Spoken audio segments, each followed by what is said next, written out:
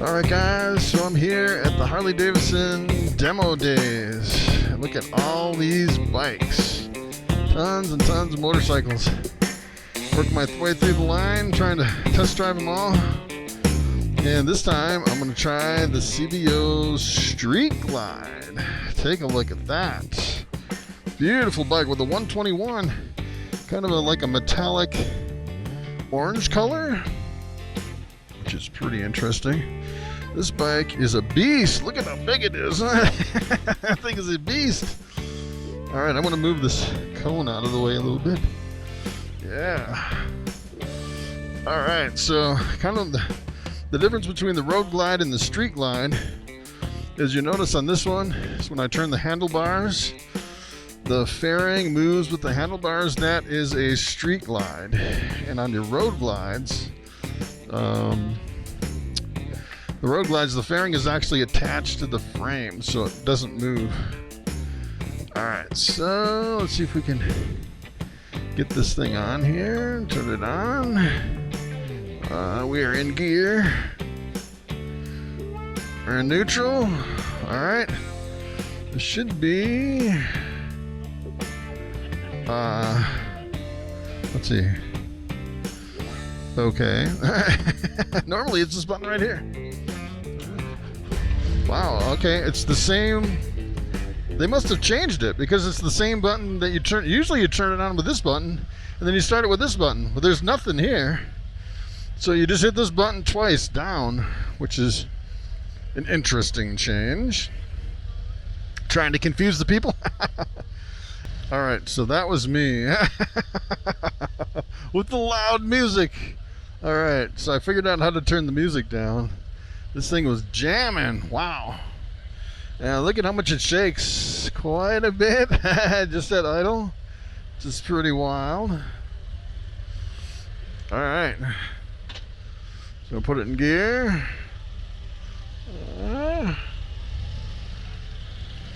All right, we're gonna take off. We got floorboards here. Got floorboards. This thing almost hits my knee, which is kind of wild. You gotta watch some of these bikes that kind of almost hit my knee because I'm big. I'm like 6'4", 240 pounds. And every now and then I'll get a bike where the handlebar hits me and then right in the leg, which is pretty wild. So pretty smooth ride. It seems like the floorboards are like really high up on this one. I have to get used to this bike. So the other thing about the larger fairing is you get a little bit more of weight going into the corners. Let's see. This one has modes. Oh, we're in rain mode, street mode, sport mode. All right, let's go in sport mode. Wow. Ooh, yeah. All right, so it seems like that's kind of standard with your 121 is you have a bike with modes now, which is interesting.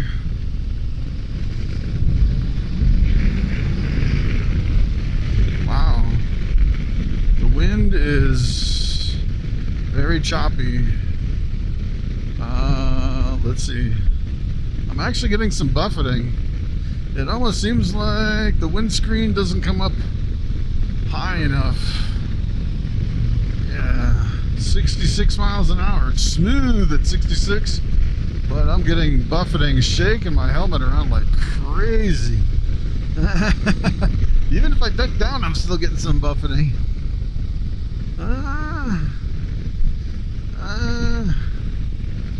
Seems like if you could just raise this up just a little bit more. And sometimes that buffeting is just a matter of, you know, changing out your windscreen. Actually, it should be up like 4 more inches. I don't know if you can, I don't know if I can change it on the fly, but is something. The mirrors look really awesome. Non-standard Harley Davidson mirrors, but they're really bowed out. I can see a lot behind me even though they're small mirrors. And I don't see much of my arms, almost none of my arms in the mirrors. I've noticed on some of them, they're positioned so bad that all I see is my arm. I can't see anything behind me, which is crazy. The seat is very comfortable, except it feels like, for me, it needs to be back a little bit further. I definitely feel scrunched on this bike with my feet up higher, and the seat feels like it's kind of closer than it should be. But I'd say probably for the standard rider, it'd be a good position. It's got some fancy grips. I can definitely feel there's some upgraded grips on this. That feels pretty good. Better than the standard kind of blacked out rubber generic grips. As far as the road vibration, I could definitely feel some road vibration coming up through the bike. Or that could be just the engine. Feels like this engine is has more vibration than the 114s. I don't know if they upgraded this, like with the cam or anything, but it definitely feels like it has a little bit more vibration, which is a good thing, because you know, a lot of Harley Davidsons, you want a little bit more vibration in the engine. And it seems like a lot of the new Harleys coming out, they're so smooth they don't even really feel like a Harley. So it almost feels like on this one they're kind of going back to the engines with a little bit more vibration in them. This feels a little bit more raw in this bike.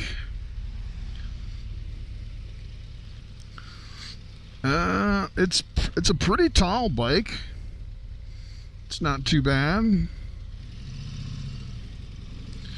What I would probably do is put some highway pegs on the crash bars to kind of stretch out my legs. Then it'd be perfect. And I think it would kind of get rid of my the feeling that the seat's too far forward.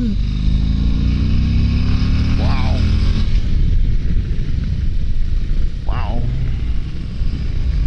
that is super fast. This is a really fast bike. I can't believe it. Really super fast. The wind is pretty loud too. It's choppy and loud, which is interesting. Sometimes you get on some of these bikes and there's like no wind noise, and some of them are deafening where you almost feel like you need earplugs. I'd say this one maybe on the verge of needing earplugs on this bike if you're going 65 or faster. Not really at 50. It's still pretty loud at 50, but not deafening. It's interesting.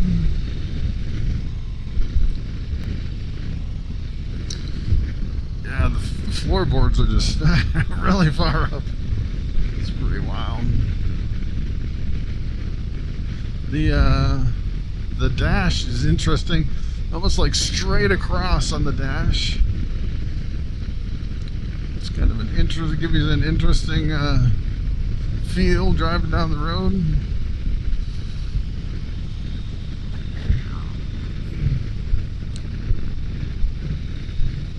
As far as maneuvering, it seems pretty flickable, not too bad.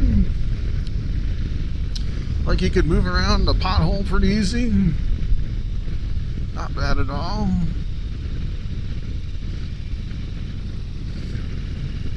I'm not sure I'm 100% a fan of these hand grips, because they have, it seems like they have like wider parts and thinner parts, and it almost seems like they should be twisted a different way or something. I don't know. I guess I'm just not used to these hand grips. completely different than anything I've ever really been on. They're not consistent all the way around the hand grip.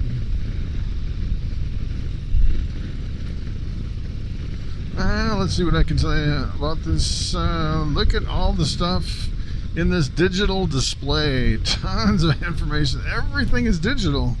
There's nothing analog at all.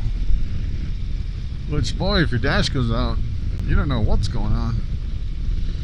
But you know, a lot of times on your Harley Davidsons, it's actually a hybrid between, you'll have some that's like an analog gauge, and then you'll have like some that's like digital too. So this is one of the first ones I've seen where it's, you know, besides some of the newer sport bikes like the Sportster S, that's like completely digital. Alright, let's see here. I'm going to turn around this parking lot up here. We'll see how good I can turn around. Brakes are not that great. Kind of your standard Harley Davidson brakes, I guess. So you got to really get on the brakes, but you can definitely brake. So, alright, I want to show you what the problem is with this bike with me on it. And this is it right here. Take a look at this. It hits me right in the knee. Look at that. Look at that.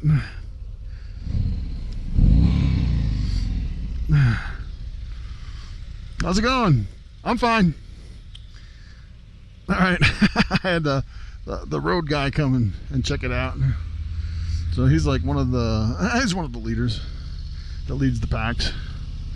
All right, now he's like, what's going on over here? Yeah. Turn it around. I have to put my leg out to actually turn. I would say this is hands down one of the worst bikes as far as the handlebar hitting me in the knee. Definitely the worst, I would say. It's funny that guy checked on me. Let's see what this thing can do. Wow, it just jumps. I almost was afraid to give it all it had. I felt like the front end was going to pick up, honestly.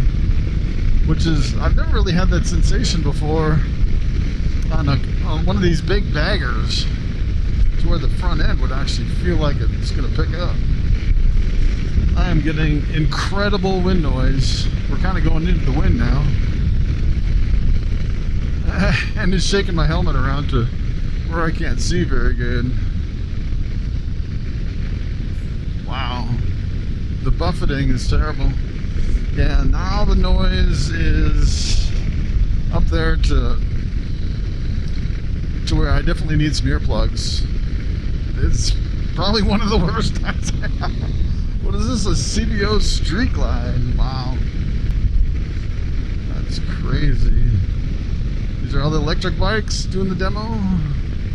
Actually doing the demo days, going through all the bikes. I did do the two versions of the Livewire, the Livewire 1 and the Del Mar. They're interesting bikes.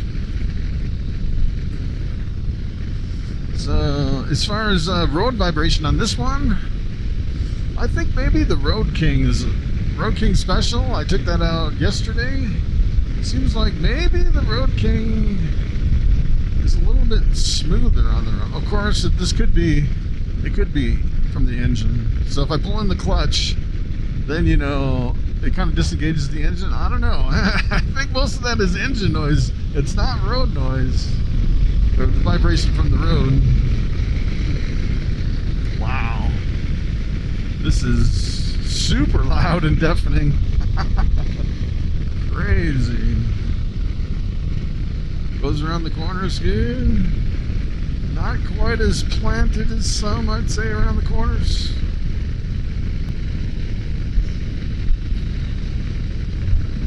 Which is interesting.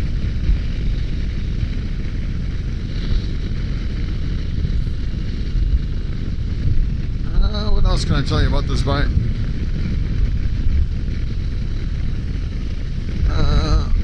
My left foot, it's interesting because I try to slide my left foot back and I run into something back there.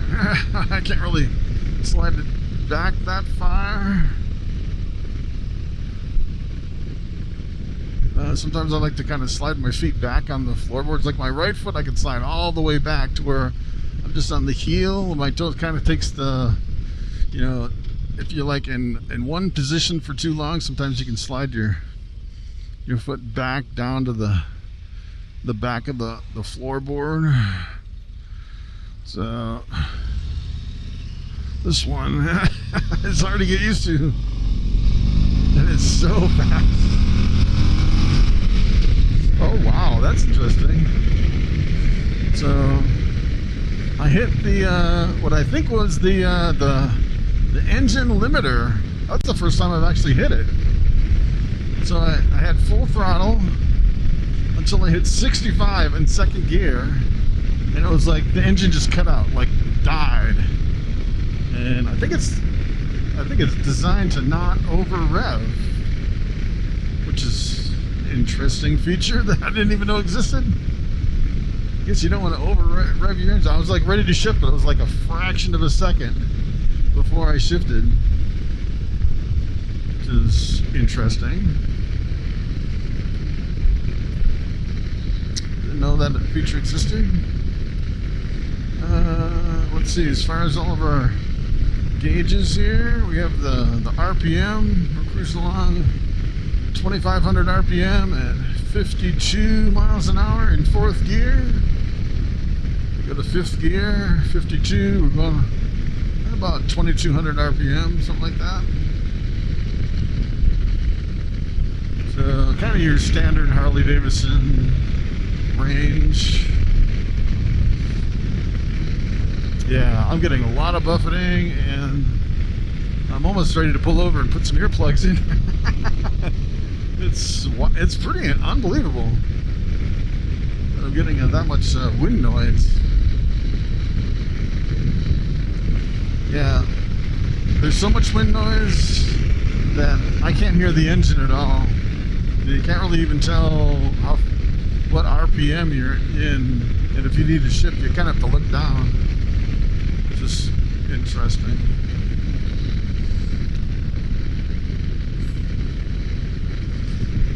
And it feels, I don't know, overall I get the feeling that it's a really rough bike.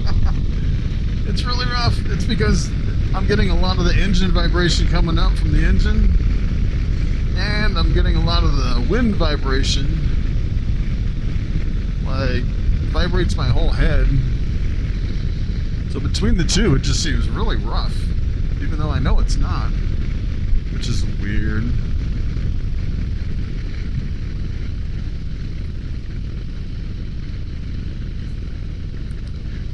But yeah, lower speeds is pretty good. Would I buy this bike? The way it's set up, probably not. It needs a lot of work for me to actually. The one thing is I'd have to bring the handlebars up, and I know that can be pretty expensive, and then get it away from my knees so I can actually turn, and then I'd have to figure out a different visor to actually cut down on the wind, the buffeting. Woof, the buffeting's bad on this bike. It seems like the brakes are maybe a little worse than your standard Harley brakes. Then again, you never know on some of these bikes, how new they are, and if the brakes just need to be worked in a little bit.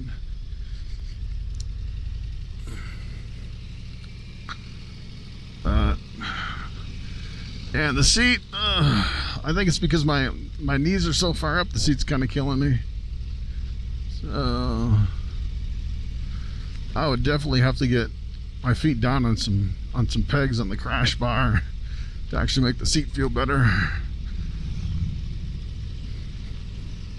I would probably get a different seat. The seat's pretty firm. So that's the other thing. If you buy a bike that's like a CVO that's all upgraded and everything, a lot of times you end up doing all the other upgrades just because it's not upgraded to what you would actually do in the upgrade. Like, you know, there's a whole handful of things that I would actually change, and I wouldn't have this exact configuration. So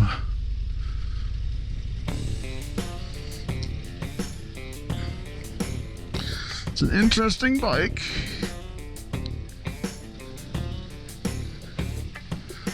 The thing for me is the handlebars hitting my knees. That's the worst. And trying to turn with it, because you can't turn that much, I guess.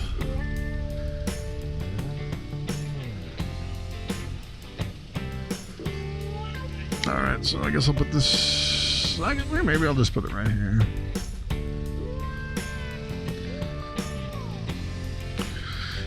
It's definitely a heavy bike.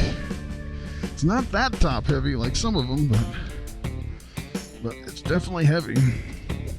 It's got some nice fancy stuff on the pegs and everything. Pretty awesome. So that is the CVO Street Glide, and this is priced at $48,999. And that is in the Whiskey Neat. They also have a dark platinum with a pinstripe for $42,999. But it's an interesting bike. All right, so that's pretty much it. Thanks for coming along, and I will see you next time.